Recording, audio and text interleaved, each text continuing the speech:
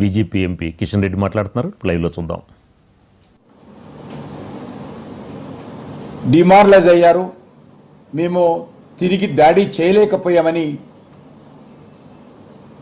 పాకిస్తాన్ ప్రధానమంత్రి స్వయంగా ప్రకటించినటువంటి వీడియోలను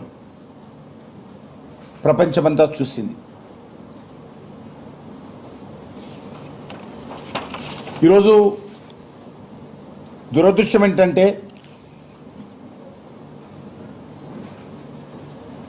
ఈ దేశంలో ఉన్నటువంటి ప్రతిపక్ష నాయకుడు లేక నిన్న తెలంగాణ ముఖ్యమంత్రి రేవంత్ రెడ్డి ఒక వితండవాదం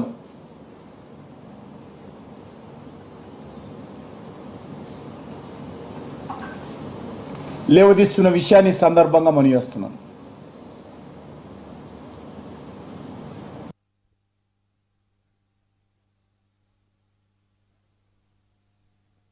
వాద్రా లేక రేవంత్ రెడ్డి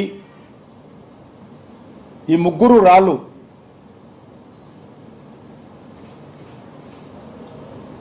దేశ సైనికులను అవమానం చేసే విధంగా వాళ్ళు చేసినటువంటి పోరాటాలను తక్కువ చేసే విధంగా మాట్లాడుతున్నటువంటి విషయాన్ని ఈ సందర్భంగా మనవిస్తున్నాం. రాహుల్ గాంధీ అడగాల్సింది ఎన్ని రఫేల్ విమానాలు కూలిపోయినాయో కాదు, ఎంతమంది ఉగ్రవాదులు చనిపోయారు అడుగుంటే దేశ ప్రజలందరూ సంతోషపడేవాళ్ళు. ఏ రకంగా మన సైనికులు పాకిస్తాన్ మీద విరుచుకపడ్డారో, వైమానిక దాడుల ద్వారా కావచ్చు, మనకున్నటువంటి ఆధునికమైనటువంటి టెక్నాలజీ ద్వారా కావచ్చు, మన మిజైల్స్ ద్వారా కావచ్చు అడిగినుంటే సైనికులు కూడా సంతోషపడేవారు. మనం పాకిస్తాన్ ఎయిర్ బేస్లను మన సైనికులు భారతదేశంలోనే కూర్చొని ఏ రకంగా మిజైల్స్ ద్వారా అతలాకుతలం చేశారో రాహుల్ గాంధీ, రేవంత్ రెడ్డి, రాబర్ట్ వాద్రా అడిగినుంటే చాలా సంతోషపడేటువంటి వాళ్ళు. కానీ ఇవేమీ అడగకుండా అది రేవంత్ రెడ్డి కానీ రాహుల్ ఎన్ని రఫేల్ అయ్యాయో లెక్క చెప్పండి అంటారు. దేశ రక్షణకు సంబంధించినటువంటి ఇలాంటి సున్నితమైనటువంటి అంశాలలో బాధ్యతారహితంగా ఇర్రెస్పాన్సిబుల్గా 55 సంవత్సరాల వయసు వచ్చినా ఇంకా మెచ్యూరిటీ రాకపోవడము, రాహుల్ గాంధీకి ఒక ప్రతిపక్ష నాయకుడిగా ఉండడము దేశ ప్రజల దురదృష్టకరమని సందర్భంగా మనం చేస్తున్నాం. బడే మియా మాటలకు ఒత్తాసుగా చోటా మియా రేవంత్ రెడ్డి మాట్లాడము,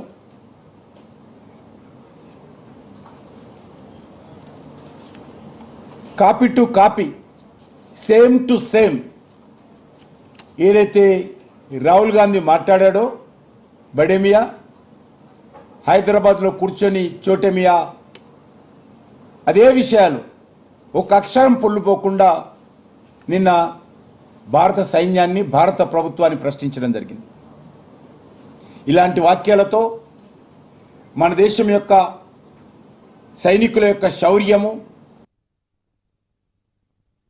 పరాక్రమము, త్యాగము, సాహసాన్ని అనుమానించే విధంగా ఈ యొక్క నాయకుల వైఖరి ఉన్నది. ఒక దిక్కు సంబంధించినటువంటి అన్ని పార్టీల పార్లమెంట్ సభ్యులు ప్రపంచంలో అనేక తిరుగుతూ ఆపరేషన్ సింధూర్కు సంబంధించినటువంటి విషయాలు, పాకిస్తాన్ ఉగ్రవాద చర్యలు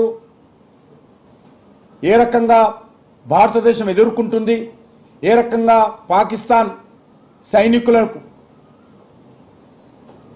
మరి ప్రోత్సహించి ఉగ్రవాదం ద్వారా భారతదేశం యొక్క సమగ్రత, సమైక్యత దెబ్బతీస్తుందో, ఏ రకంగా చేయాలో ఆహ్వానం మేరకు రాజకీయాలన్నీ పక్కన పెట్టి మన పార్లమెంట్ సభ్యులు ప్రపంచాన్ని తిరుగుతూ ఉంటే ఢిల్లీలో కూర్చున్నటువంటి రాహుల్ గాంధీ, హైదరాబాద్ ఢిల్లీ పర్యటన చేస్తున్నటువంటి రేవంత్ రెడ్డి, పార్లమెంట్ సభ్యులు చేస్తున్నటువంటి ఈ కార్యక్రమాలన్నీ నీళ్లు చల్లే విధంగా, బూడిదలో పోసే పన్నీర్ అయ్యే విధంగా వ్యవహరించడం ఏదైతున్నదో దేశ ప్రజలందరూ గ్రహిస్తున్నారు, చూస్తున్నారన్న విషయాన్ని రాహుల్ గాంధీ, రేవంత్ రెడ్డి అర్థం చేసుకోవాల్సినటువంటి అవసరం ఉంది.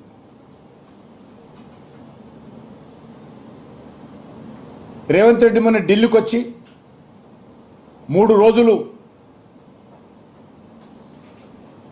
రాహుల్ గాంధీ దర్శనం కోసం ఆపసోపాలు పడి అవమానానికి గురై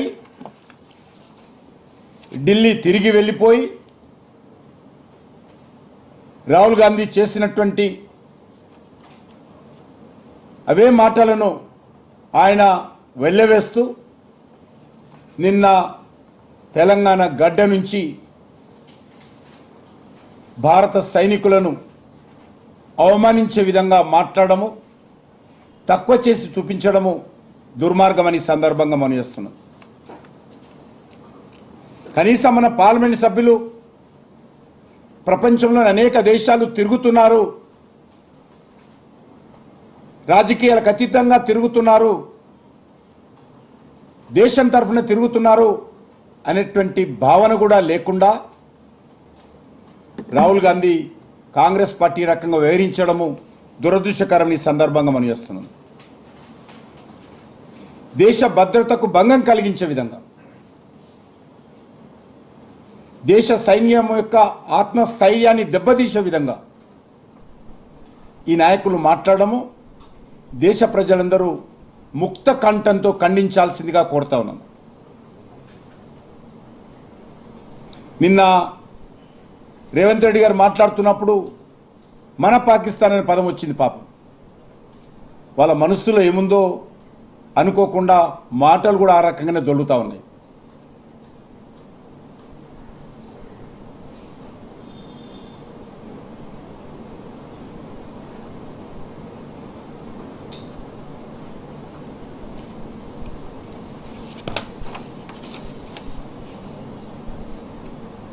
బీజేపీ ఏం సాధించింది అని ర్యాలీలు చేస్తున్నారని చెప్పి రేవంత్ రెడ్డి అడిగాడు. బీజేపీ ఏమీ సాధించలేదు. బీజేపీ జెండా పేరు మీద ఎక్కడ కూడా తిరంగా ర్యాలీలు జరగలేదు. దేశంలో ఏ ఒక్క గ్రామంలో కూడా భారతీయ జనతా పార్టీ జెండా, భారతీయ జనతా పార్టీ పేరు లేకుండా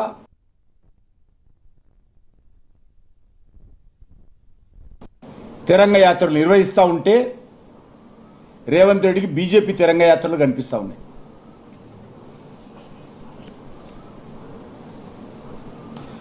భారత సైన్యం యొక్క సామర్థ్యాన్ని దేశ ప్రజలందరూ పండుగ చేసుకుంటుంటే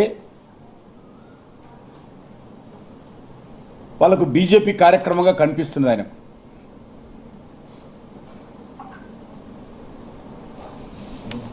ఇది ఒక రాజకీయ పార్టీ కార్యక్రమం కాదు. భారత సైనికుల కండగా, భారత కులాలకు అతీతంగా, మతాలకు అతీతంగా నిర్వహిస్తున్నటువంటి తిరంగా యాత్ర అని చెప్పి ఈ సందర్భంగా మనవిస్తున్నాను.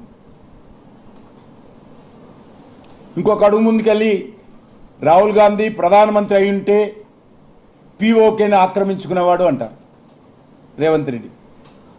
పాపం ఈ జన్మలో రాహుల్ గాంధీకి అవకాశం లేదు. కానీ ఒకటి మాత్రం స్పష్టం చేయదలుచుకున్నాను, అసలు పీఓకే పాకిస్తాన్కి ఎవరిచ్చారని అడుగుతా ఉన్నాను. ఇన్ని సంవత్సరాలుగా పీఓకే ఒక రావణ కాష్టంలాగా, జమ్మూ కాశ్మీర్లో ఒక రావణ కాష్టంలాగా నడిపింది కాంగ్రెస్ పార్టీ ప్రభుత్వం కాదా అని అడుగుతా ఉన్నాను.